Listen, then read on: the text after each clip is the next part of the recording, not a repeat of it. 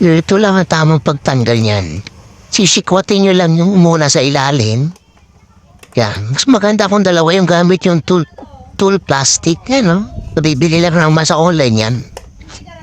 Yan. Sikwatin nyo, arilain nyo na isa. Unti-unti na yan.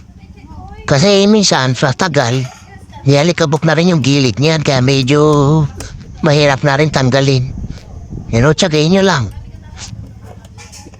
Huwag kayo matakot na may mabali dyan kasi yung clip niya matibay-tibay naman at nasa bandang loob yan. Mamaya makikita nyo.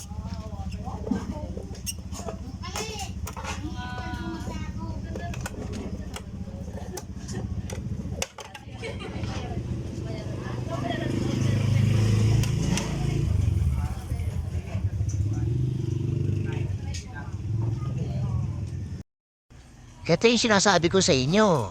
Mga clip. Yan, makakita niyan. Nakakabit yan sa plastic cover mismo.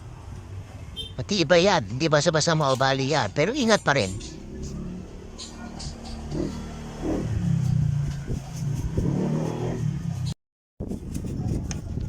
Yan.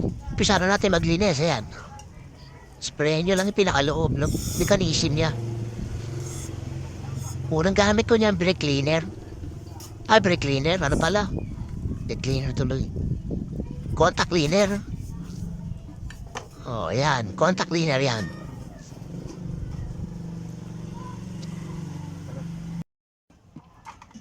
Ito, kabit na ngayon natin. Pagkakabit kay lapat nyo lang bawat kanto. Yan. Sipatin nyo lang. Basta mailapat nyo lang siya. All sides. Ayos na yun. Tapos may tutulog naman dyan na parang nakit niya. Yun na yun. Well, simple-simple.